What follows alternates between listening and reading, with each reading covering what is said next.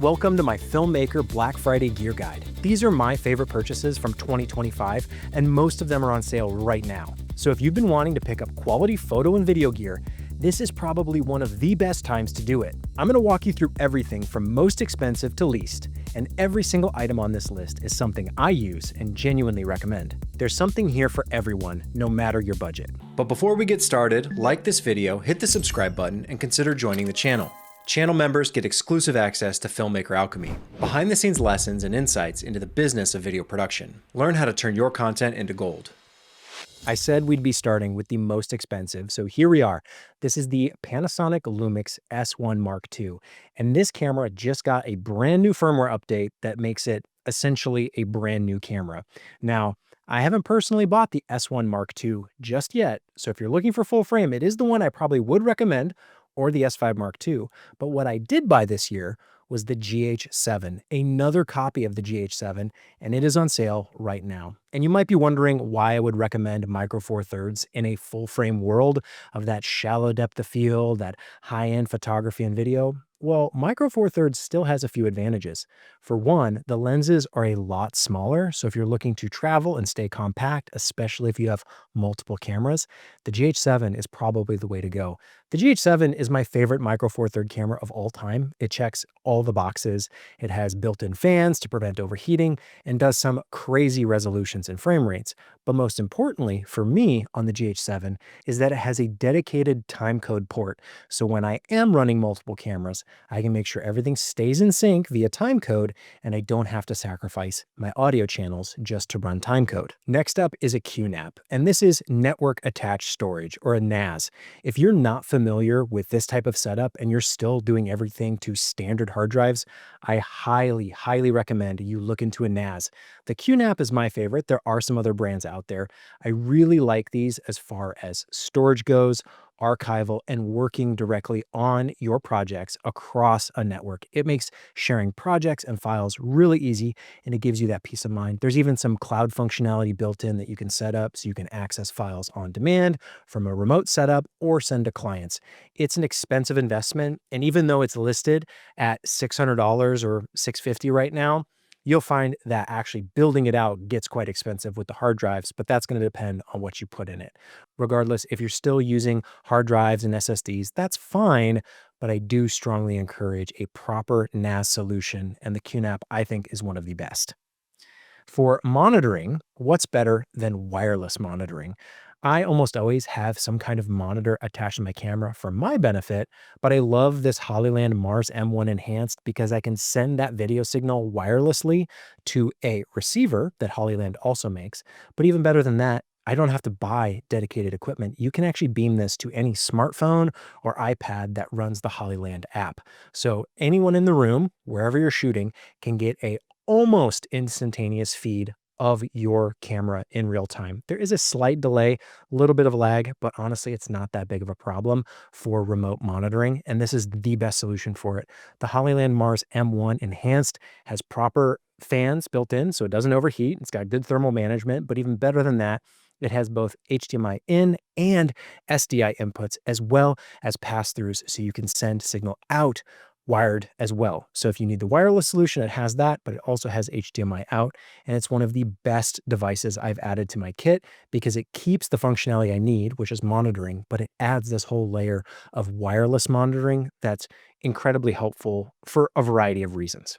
I mentioned timecode earlier when I was talking about the GH7, and this is the Tentacle Sync Track E Pocket Audio Recorder with timecode. So I have the Tentacle Sync devices for running timecode to all my cameras, but this is special in that it's a 32-bit float audio recorder. And what's even better is that the thing is tiny. Old audio recorders where they were big and bulky and needed dedicated power, those are gone. You get 32-bit float from this thing, and you can attach it directly to a camera. You can put it on a speaker. You can run it on a mixing board. It's so tiny. It truly is pocketable, and you're still getting that absolute highest quality audio you would want from something like this. Perfect for concerts or weddings or any kind of event where you need additional audio. This is the best way to do it. Now we're going to look at the Insta360 GO 3S. Yes, the name is quite a mouthful, but I absolutely love this thing. It looks kind of more like a toy than a tool, But trust me, it's a lot of fun. It's one of the few devices I've found that allows you to record in intervals. So if you can think of a time lapse for photos, you kind of get those same benefits in video with the Insta360 GO 3S. And what I mean by that is that you can set it to whatever interval you want, and it'll record short or long clips for you at a given cadence or a given pace. So what I like to do is I use this for behind the scenes. The 4K quality isn't the best, but it's about the smallest camera I found that I could wear on a hat and strategically, just automatically get clips recorded throughout the day. So at a 2-minute interval or a 3-minute interval or a 5-minute interval, it'll take short 15-second or 30-second clips just captured throughout the day. It's a great way to vlog or capture behind the scenes, and I really like it. I tried the new DJI pocket wearable camera thing, and it's actually a little bit bigger, and I don't really like the form factor. I, in fact, prefer the Insta360 GO 3S, even though the video quality isn't quite as good. This is far more practical and functional for my needs, which is recording behind the scenes, and I really like it for that reason. This one is definitely a toy and not a tool, but there are times where you want to kill the time and have a little bit of fun.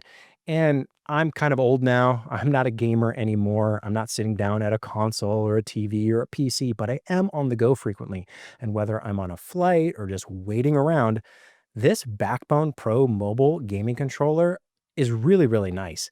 It just plugs right into your phone, and there's plenty of games you can play now on the latest smartphones that look as good as console or PC games. So if you need a little bit of a break from the work and you're looking to relax and unwind and just game for a little bit, this Backbone One Pro controller is awesome. You can take it with you anywhere, just throw it in your bag, and it's a lot of fun. Most cameras are comfortable with the standard right-hand grip, but I find a lot of times once you add a monitor and additional rigging, even if you're shooting hybrid, even if you have a small setup, it is helpful to have a secondary point of contact just to hold the camera and be that much more secure. I don't really like metal solutions. I don't like plastic solutions. This Tilta left-hand grip fits perfectly on my camera and is just that nice counterbalance to how I normally would shoot right-handed.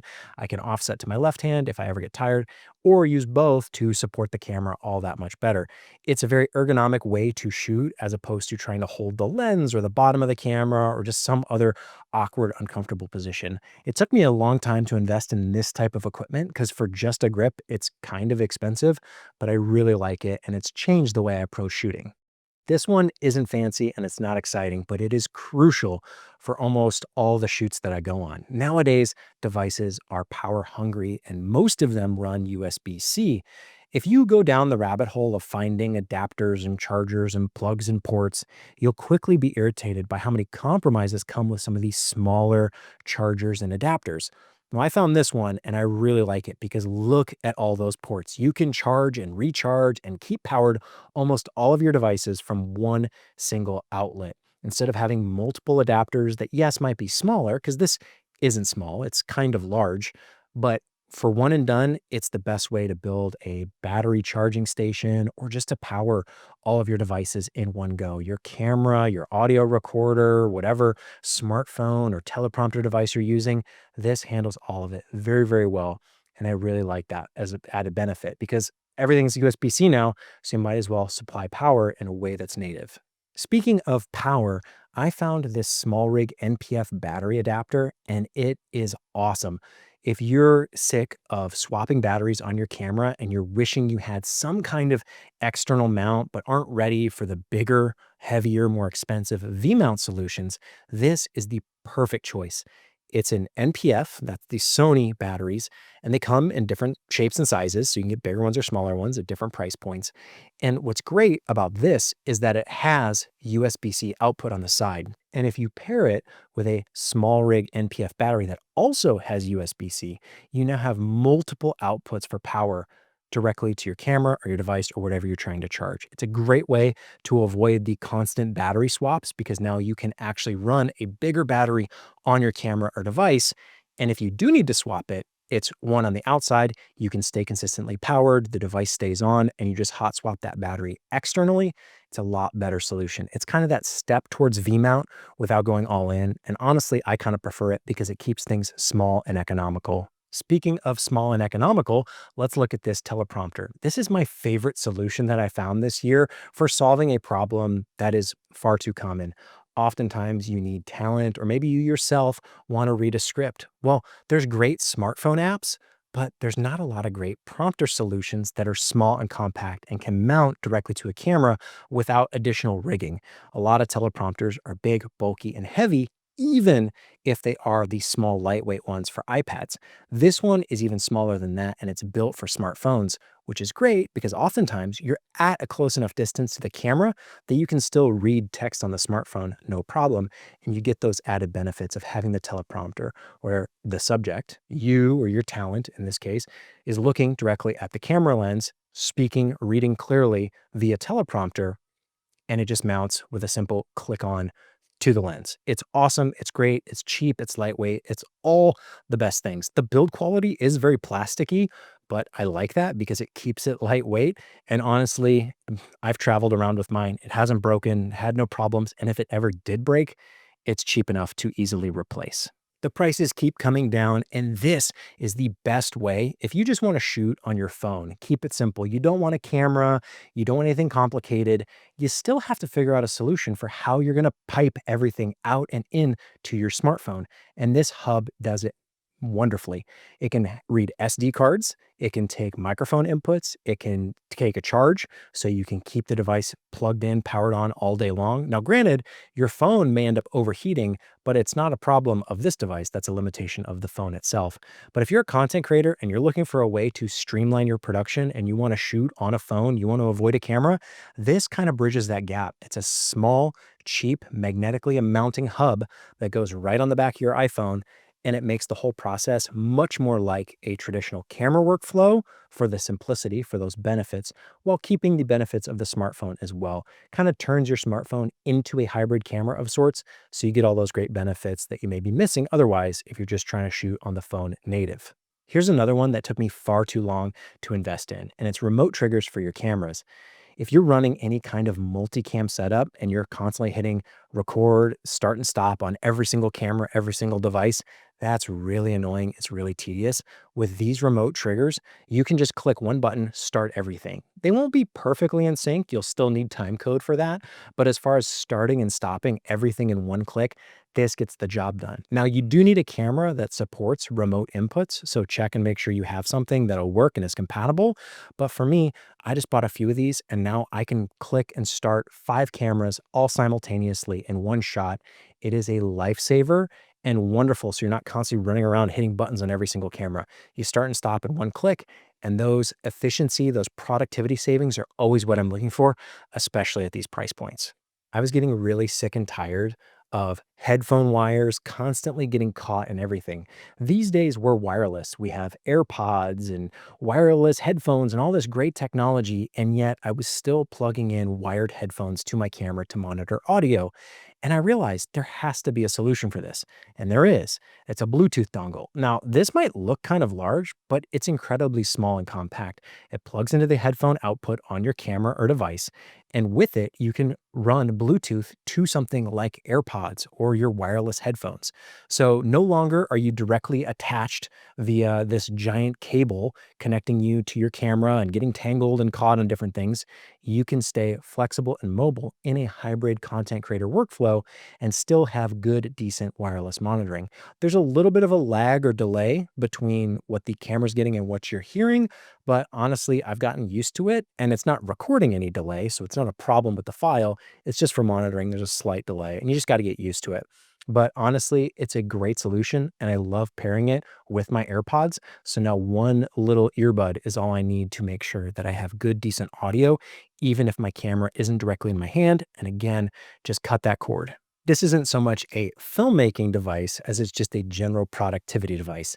I found myself with an iPhone, AirPods, Apple Watch, all these devices that needed power, but my AirPods were lightning adapter and my phone was USB-C and my Apple Watch needed its own power cord adapter. And I was getting so frustrated having 3 different cables, 3 different things to plug in. It was kind of an endless nightmare, especially if I needed to take it to travel, because now I had to unplug and replug everything in. You know the drill. It's simple, but it's mindless and it's tedious. I found this 3-in-1 charger and it's awesome. Magnetic mounting for the phone. There's other products like it out there, certainly at different price points. Find one that you like the look of. If you prefer a different color or style, they all exist. But just knowing that they exist may be productivity enough, because you might want to go buy one just so you can see, oh, wait, one cord, one charger for all my devices. Once I saw this, I knew I had to buy it, and it's been an absolute game changer for my daily routine. Even though it has nothing to do with filmmaking, it's still the same thing I'm doing day in and day out, charging devices, keeping things powered up, and this helps me do it a lot more efficiently. Last but certainly not least, probably one of my favorite products of all time. It's lens cloth, but in the shape of a lens pouch. So instead of lens caps constantly going missing, falling off, not having the right size, always looking for microfiber, looking for a lens cloth to clean a lens, now you get the solution for both problems all in one for what is cheaper than $10. And it's a pack of them, so you get more than one.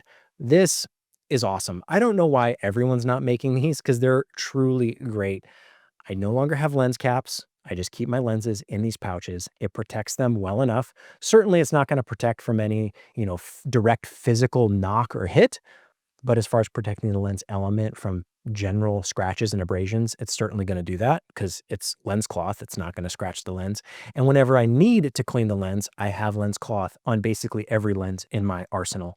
This is so cheap. It's a great gift for yourself or for someone else, because you can never have enough of them. They work well just as lens cloth alone, but the fact that it's a pouch for your lens makes it that much more valuable. So those are my top picks for Black Friday of 2025 from stuff I've actually bought in 2025. I didn't want to make a list of random things I saw online but hadn't personally used.